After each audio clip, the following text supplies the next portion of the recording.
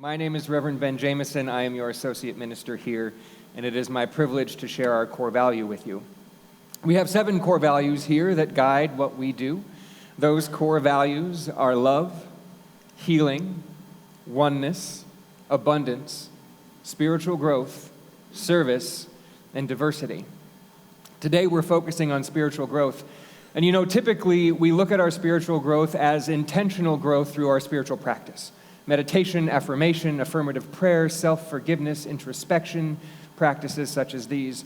And yet we can forget that in the midst of struggle and tragedy, we have a great opportunity to grow spiritually. I myself am in the midst of one of those experiences right now. Last week, my stepfather very suddenly passed away.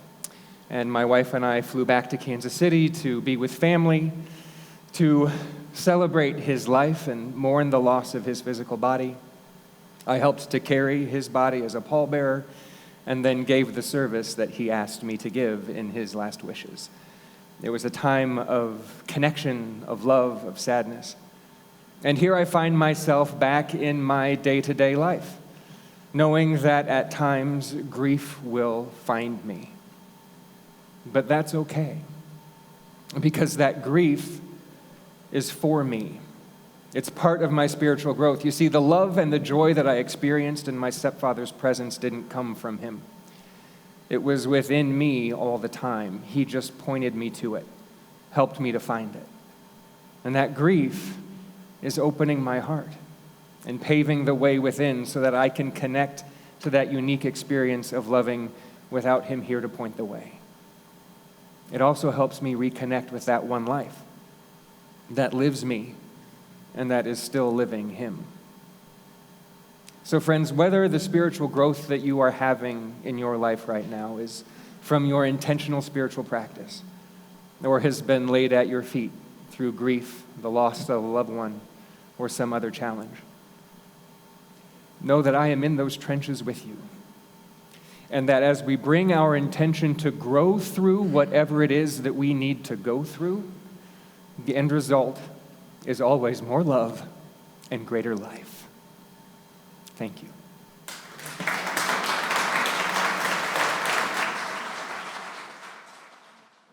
All right, so picture this. There's this guy in my neighborhood that I see in my morning power walks, and he is a big, burly, beefy guy from New York. Maybe he's Italian, I don't know, but I know he's from New York because he told me so, and he talks like he's from New York, like they got something stuck in their mouth. So the other day, as I'm doing my power walk, I said, "Good morning, how are you?" And he says, "I'm doing good, how you doing?" "You're doing all right." I said, I'm doing well, thank you. Anyway, you get the picture. You know guys like this, sort of all tough looking on the outside and maybe a little mushy and soft on the inside. And I know this because I see this guy walking down the street every single week, and behind him, about 6 feet, is his dog that's painfully and slowly trailing behind him. And you can tell by the way the dog moves that it's really, really old. But she follows along behind him with very stiff legs and half-blind eyes. And he's deliberately walking very slowly so that the dog can keep up. And one day I asked him, I said, "Well, how old is your dog?" And he said, "She's an old girl. She's 15. And I said, "Well, that's how old my dog is, Jack." And so we started this conversation because we all automatically had something in common. And we talked for a few minutes about the challenge of being the owner of an old dog. And we get up every morning, we pray like, "Please be breathing today. Please don't die today. It's not a good day for me." Well, my dog, Jack, is in better shape than his. Jack has sort of a quick stride in the morning. But this guy's dog can barely move. So a few weeks ago, as I'm on my morning walk, I see him again, and the dog slowly trailing behind him, except this time, this big, burly New Yorker guy is pulling a little red wagon. So I asked him, I said, "Why are you doing that?" And he said, "Well, sometimes she gets tired, so I put her in the wagon and I take her home." Aww. Talk about sweet, right? Here's this big, tough dude walking down the street pulling a little red wagon that I used to have when I was a little boy so that the old dog can have a more comfortable life. How cute is that, right? touches your heart. So my question is, why does it touch your heart? You don't know him. You never met this guy. Why does just a story about him make you feel something? Well, it's because we're all connected to each other. You know, in our teaching, you will hear us say a lot, there's only one mind, one intelligence, one universe, one power. But there's also only one heart, one love that fills the heart of every human being. And if you don't believe me, if you think that your heart is separate from all the rest and that your feelings are unique to your own and you can't be affected by anybody else, you can test this for yourself, and it's really easy to do so. Go on YouTube this week and watch the videos of babies laughing. And in a minute, it won't take very long, you'll start laughing. Or better yet, here's a better way to do it. Watch one of those videos, right, where the soldier's been deployed for a year or two. And then they go back and they surprise their son or their daughter in school, right? And so when you see the little boy or the girl running, crying to its mother or father, you will start to cry too. We are all connected by the same heart. This month we've been using as our book of the month, Radically Happy, and we're trying to find out what makes people happy. In it, the author cites the research of George Vaillant, who conducted a 75-year study at Harvard University. He followed 268 men. We still don't know what makes women happy, but he followed 268 men over the course of their lives for 75 years. You know, back then the studies were just about men. So what was the conclusion of the scientific study? Well, it's very simple. After 75 years, 268 men, the simple truth is, happiness is love. The men who had shared relationships, who had part of a community, connected to each other, they lived longer, they made considerable more money, they had better marriages, and it said they even aged gracefully regardless of their genetic makeup. So this is the power of hearts connected. I don't know if you know this, but if you put two plants in a single pot, their roots will intermingle, making them each stronger. And that same thing does with us. The same thing is with human beings. We connect with each other heart to heart. We all grow stronger together. One of the things that I love so much about this spiritual community, about CSL, is our generosity. We share our good with others. I don't know if you know this or not, but we tithe 10% of all that's given here on Sunday mornings to other nonprofit organizations that are in alignment with our vision and our mission. Through the TPL program, each year you guys get to choose the 3 local organizations that we support. And I will never forget one organization that CSL Kansas City chose to support years ago when I was the senior minister there. It was a local battered women's shelter, a safe house where abused mothers could take their children to be safe from angry or abusive men or spouses. And it was in October, and just as we do every year in October to launch the TPL program, we invited the executive director of the shelter to come and tell CSL about their services. And when she took the stage, everyone was expecting to hear the usual speech, like, "Thank you for supporting us, your help makes a difference, blah, blah, blah." But that's not what she said that day. Instead, she said, "This weekend, a young woman came to us with her little 5-year-old boy, and on the side of his face was an iron print. The mother was ironing clothes, and the little boy was being rambunctious, as little boys often are, and it angered his father, so he took the steam iron and he pressed it into the little boy's face until it burned into his skin." And she said, "My goal this weekend was to get that little boy to feel safe enough to smile." And she said, "This Sunday morning, he did." So never think that what you give to CSL doesn't matter. Your compassion for people that you don't even know makes a difference in this world and heals lives you can't touch on your own.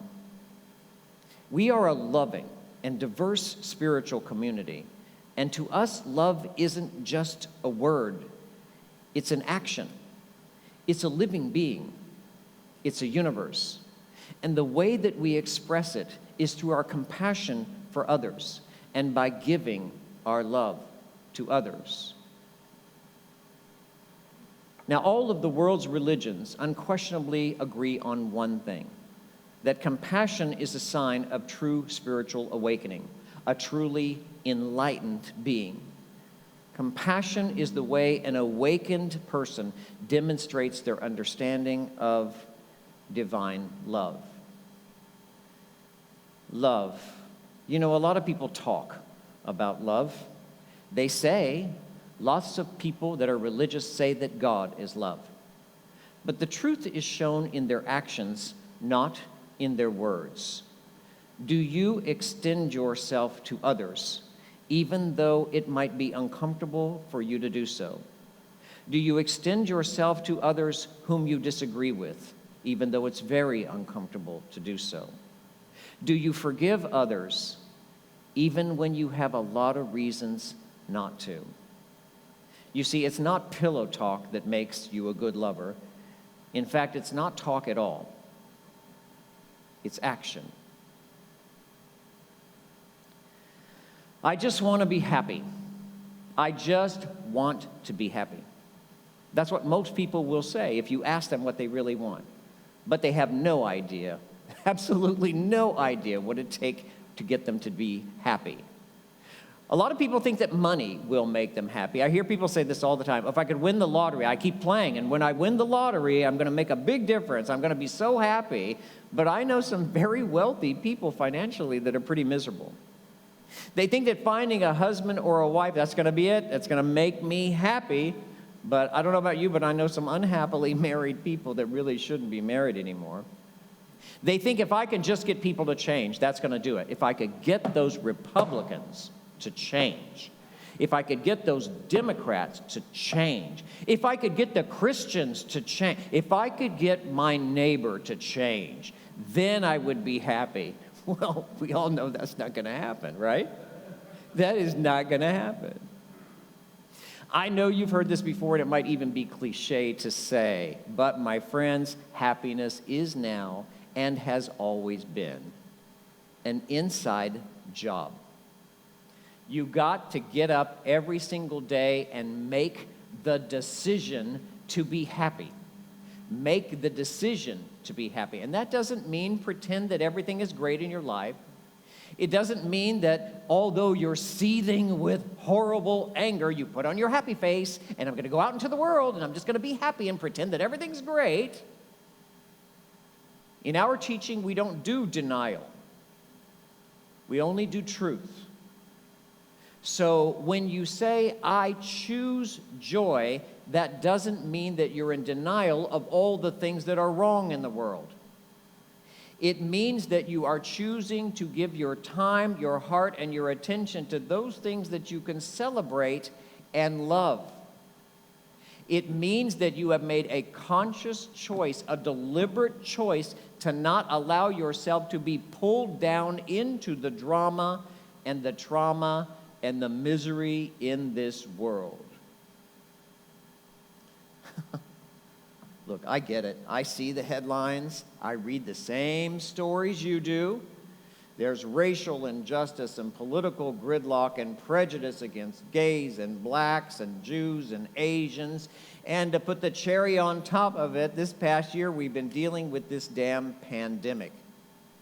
There are lots of reasons to be unhappy. You don't have to look very far to find those. You can easily succumb to the misery in this world. And the problem is, most people do.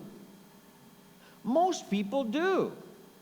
They're victims of the latest headlines, fascinated, and intoxicated by the most recent misery in the world, and they're out there trying to draw you in like spiritual vampires. They want to suck the blood of your life right out of you, right? Trying to infect you. So they call you up, or they'll text you, or they'll instant message you on Facebook, or they'll Facebook you, or they'll Instagram you. It's like, please stop this.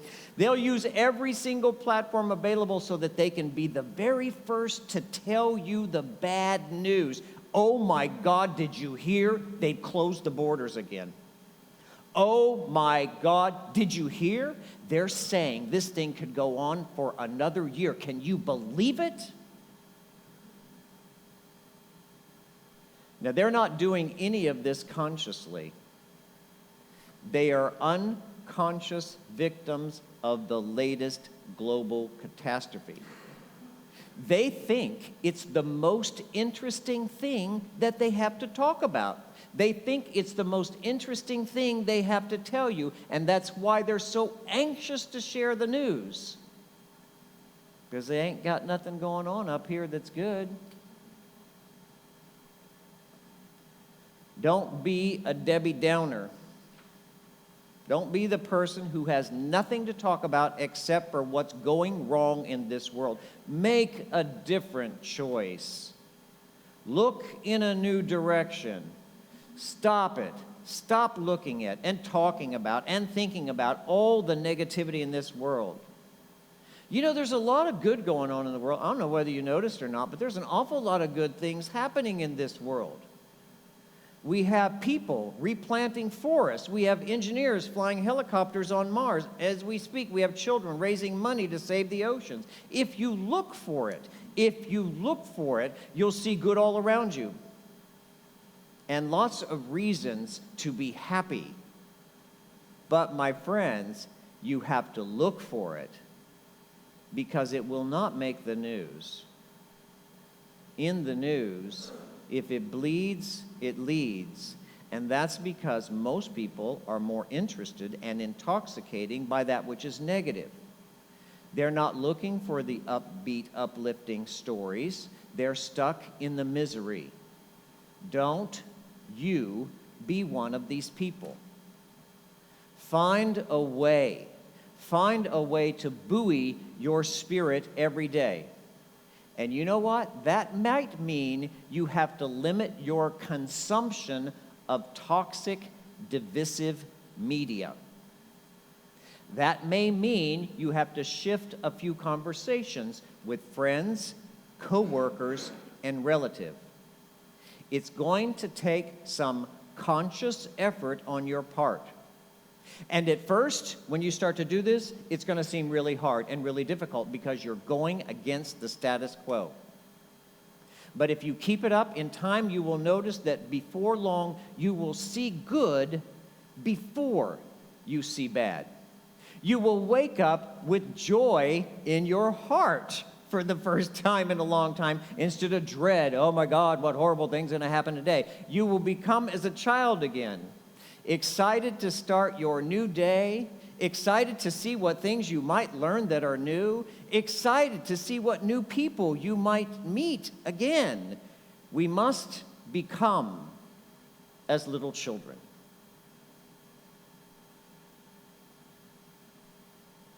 Being old and bitter, and I don't mean chronologically, I mean in mind and heart. Being old and bitter is so done. Oh, God, it's so common. It's so done, it's so common. Don't be the negative Nelly. The one who wants to share the bad news all the time is so funereal. Oh my God, can't we be more original than that? Can't we be more creative? Be the person who is anxious to share the good news. Be the one who can't wait to tell you the good story. Now that's original.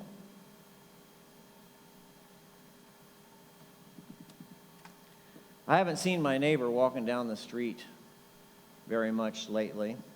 The one with the old dog. And I was getting kind of worried because I guess, that means the dog died, right? And I'm imagining this big guy, he's going to lose it when that little dog dies. He's just going to cry like a baby. And then on my walk on Friday, as I turned the corner, there he was. And he's pulling the little red wagon behind him with that old dog back there a few feet. And when I passed by, I looked in the wagon just to see what was in it because I saw something hanging out of it.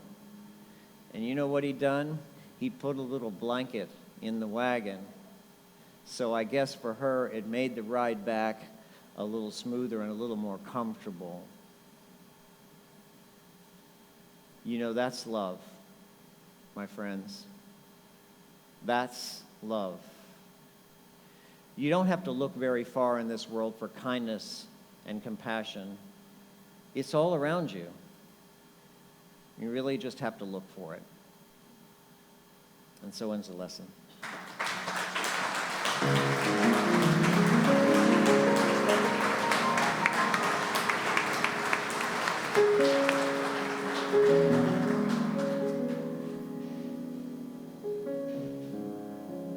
Thank you, Reverend Ben, for sharing your heart today. Really, it was very kind.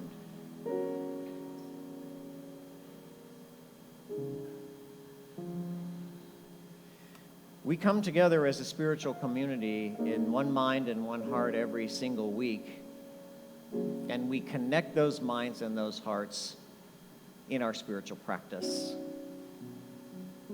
This is our meditation time, so take some time to close your eyes and go within.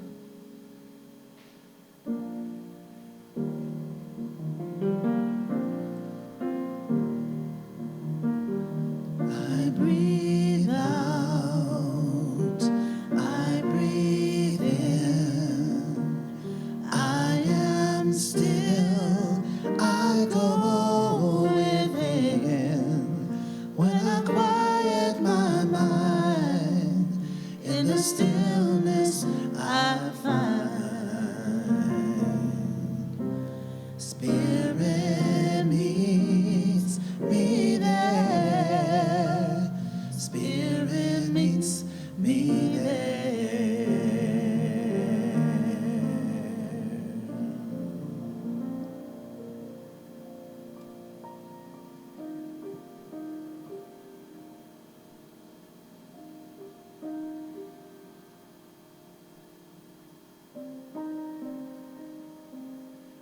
You share the challenge that we all share together as spiritual beings having a human experience.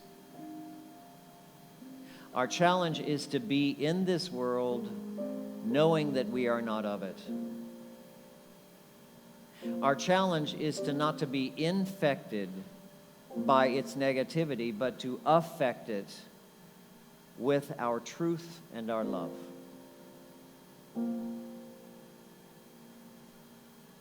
And it's easy to get lost in this world of human experience and find yourself infected by its negativity. So we come here to remind ourselves of why we're here and who we are. We are the love of God making its entrance into this world.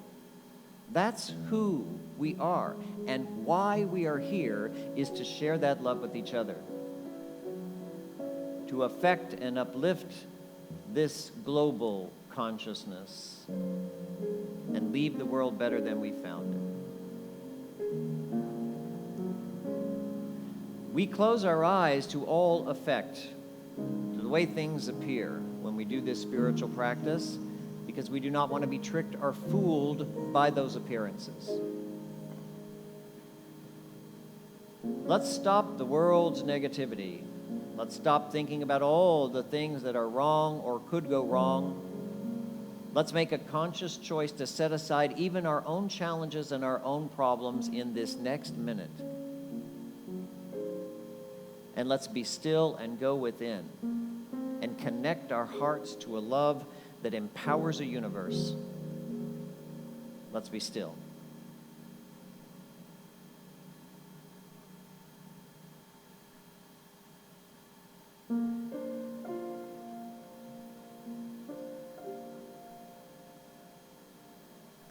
Let's make a conscious choice that in every action and word we take or give this week, that it come from joy.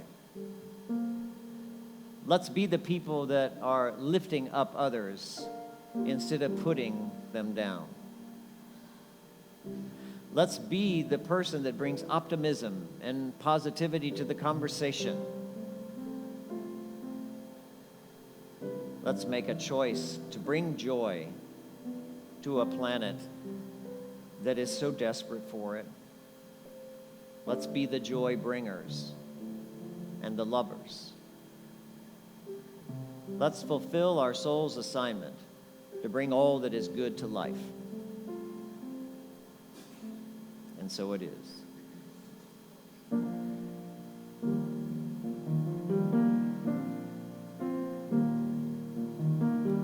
I breathe out, I breathe in, I am still, I go within. When I quiet my mind, in the stillness I find, Spirit meets me there, Spirit meets me there.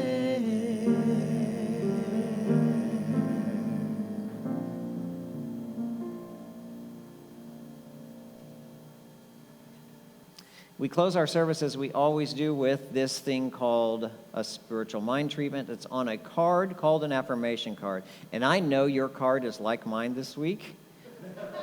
And will you say it with me, please? My heart is open, freely flowing, divine love to all. Let's know this together. We come from love. That is the purpose and the reason for life existing in the universe. For God so loved that it created. And it created billions and billions of individual expressions of its own love and its own heart, and it infused each one of them with joy and love and good and power. We are its creation. We've come to life so that we could share the love that we have, because nobody loves like we do. Nobody feels exactly the way we feel. No one has the perspective that we have. So we have to share it with everyone, and in so doing, we all are lifted up and made stronger. Let's make a conscious choice to be good lovers this week. Let's make a conscious choice to bring joy to a world that is so desperate for joy and love. Let's be the lifters. And let's allow all the good that we give out to others to return right back to our own lives and bless our hearts and our minds with truth and wisdom. This truth is established in mind. It is done in consciousness. We feel it in our souls and in our hearts. And we let it be so. And so it is. We'll see you again next week, same time, CSL on Facebook live stream. 10:30 Eastern. You guys have an amazing week.